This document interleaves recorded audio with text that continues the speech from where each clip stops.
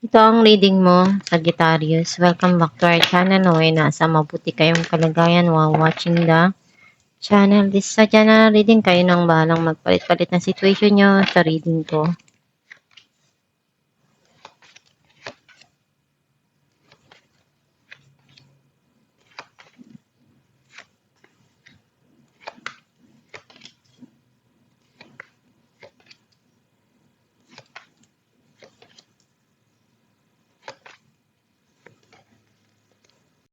At the bottom of the deck, Ace of Wands.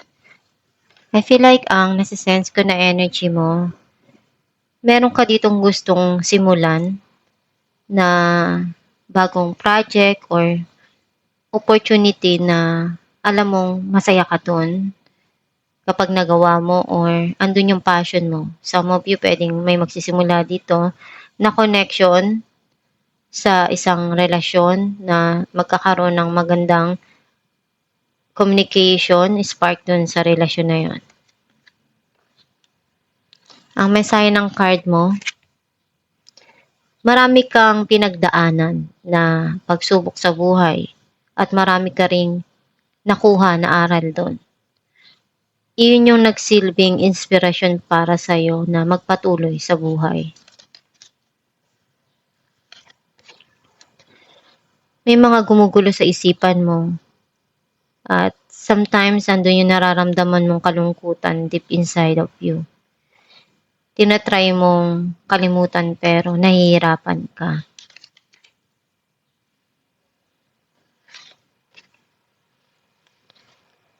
Gusto mo munang magpag-isa, bigyan ng time yung sarili mo para makapagpahinga, para makapag-isip-isip.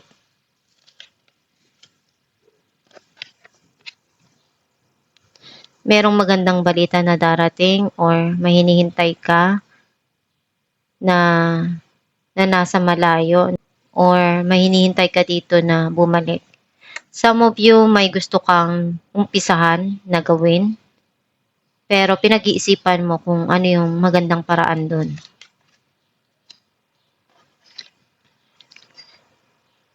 May mga iniisip kang desisyon na kailangan mong gawin at harapin. Some of you may travel na darating or iniisip mong mag-travel. Very passionate itong tao na to. Gusto niyang ipakita yung kanyang affection, yung passion niya towards you. Some of you, gagawin mo lahat ng paraan para makuha mo kung ano yung gusto mo sa buhay.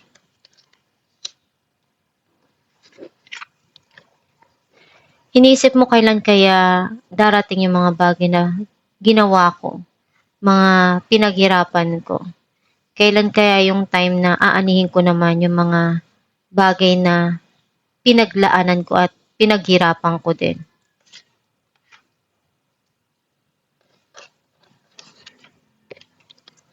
May darating dito na reunion or pagkikita. Some of you, reconciliation. Clarify natin ang the Chariot.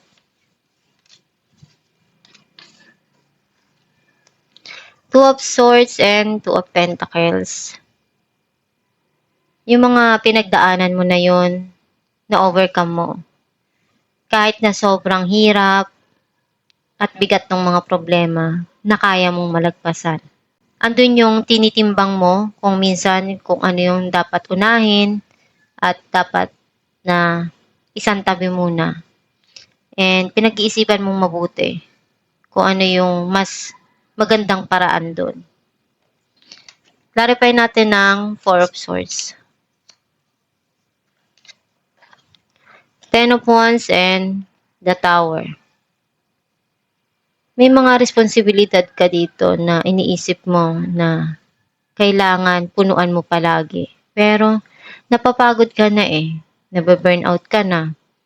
And gusto mong bigyan ng time yung sarili mo naman.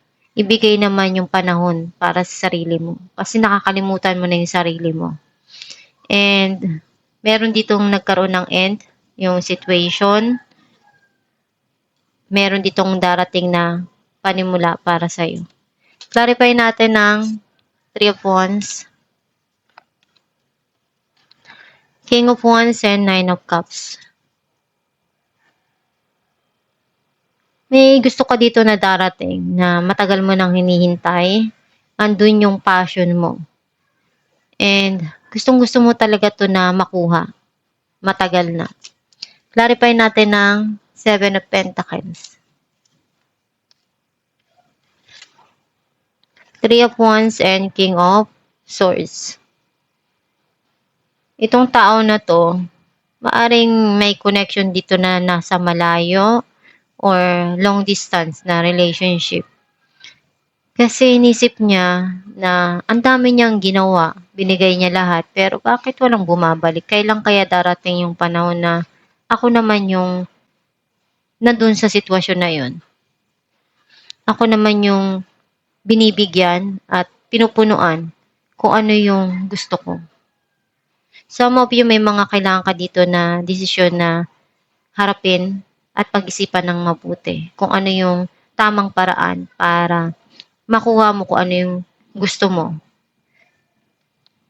Clarify natin ang Nine of Swords. The Devil and the Magician. You feel connected pa rin sa mga nangyari sa nakaraan. And nahihirapan kang ialis yung sarili mo dun. Kasi merong addiction or obsession dito sa isang bagay. Kasi ginawa mo lahat or gagawin mo lahat ng makakaya mo.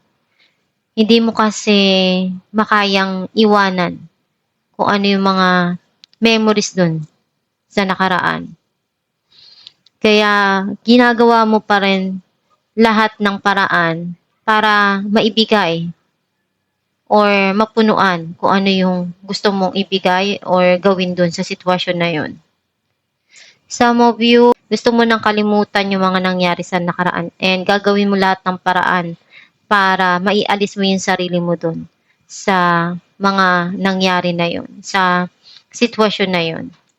Clarify natin ang Page of Wands. King of Pentacles and the Hermit. Itong tao na to bago siya gumalaw or mag-umpisa, pag-iisipan niyang mabuti. Hindi siya yung basta-basta lang na hahakbang or gagawa ng isang bagay na alam niyang hindi siya sigurado. Pag-iisipan niyang maigi kung ano yung kailangan doon sa sitwasyon na yon bago siya gumawa ng hakbang. Clarify natin ang King of Wands. Page of Cups and Eight of Wands. May mga pangarap ka pa na gusto mong makuha sa buhay. And meron kang tina-target or goal talaga para sa'yo na kailangan mong ma-achieve yun. May mga opportunity ka dito na darating at ibibigay sa'yo.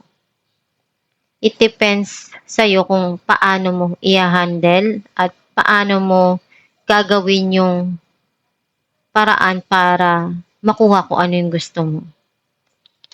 Clarify natin ang Three of Cups. Some of you may darating na message dito through chat, email, or text. Five of Wands and the Moon. Nagkaroon ng conflict dun sa situation. Hindi nagkasundo, kaya nagkaroon ng pagtatalo. And you keep it to yourself. Itinago mo lang yung sarili mo, yung mga nararamdaman mo. And magkakaroon dito ng pag-uusap at reconciliation. Alamin natin kung ano mensahe ng iyong gabay. Release and surrender.